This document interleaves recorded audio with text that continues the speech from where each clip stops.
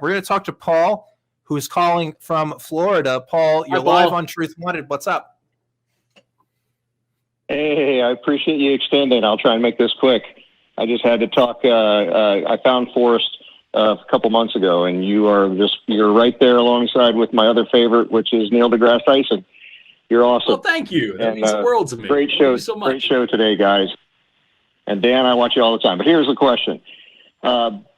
By people over time in history with environmental pressures that made people living in Africa had darker skin, people in Europe had lighter skin. And where I'm going with this is hypothetically, if there was enough time and people were separated and could not travel over water, never got boats.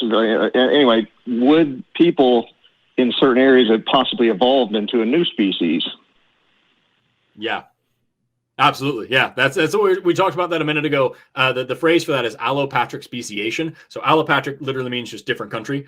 And so when you have a species, a population that is divided by usually a physical barrier, but any kind of reproductive barrier, any kind of thing that stops them from mingling and separates them in some way, they're going to evolve in different directions because the traits that arise, you have a mutation, can't become homogenous through the whole group. It just sticks to this one. And so you have this deviation, you have a disruptive selection. And so, yeah, that absolutely would be the case. And I can say that with confidence because that's the case with literally anything. If you took any species of anything and split them up and didn't let them continue to reproduce together and put them into different environmental conditions, they would, if they survived, evolve in different directions. Yes. What Forrest is trying to say, let me summarize, is yes, mermaids could be real.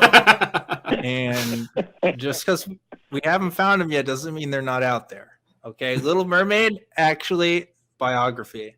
A lot of people there are some really cool, this goes into what you're saying though with the caller. So there's a really cool population of humans that are a fishing population. They dive down, they spearfish deep in the water, and they've been holding their breath and diving under the water for generations. This is how their culture works on this island that they're isolated on. And what's really, really cool is that this population of humans are evolving bigger and bigger spleens, because your spleen is super important in your body because it filters out your old red blood cells, and it also it is a store of extra oxygenated blood for emergency situations. And so when you're deep in the water and you're not breathing, your spleen can be like, yo, oxygen, and you get a little extra. And so these humans have spleens that are like 50% bigger than like the rest of the whole world. And that is literally evolution in humans, and we're isolated in a population under different selection pressures. It's almost allopatric speciation, but they're not actually speciated yet. They're not every species of humans. They're just really cool fucking humans who are doing this awesome thing. So that actually, yes, it can happen, and it's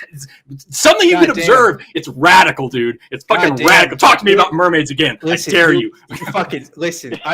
This man, let me tell you, people who are listening to this at home, dude. Let me tell you, I got really scared because I thought Forrest was about to just explode on me about how mermaids were fucking real, and he was about to blow my fucking mind with some biology bullshit. No, dude. He was just talking about fucking spleens for like 2 minutes. If you're not excited about spleens, you need to go back to school.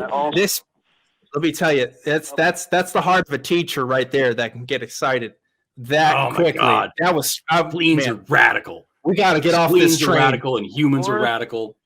Last thing, I'll let you go. Forrest does not work. He does not have a job because he found a job that he loves to do. So he'll never work a day in his life.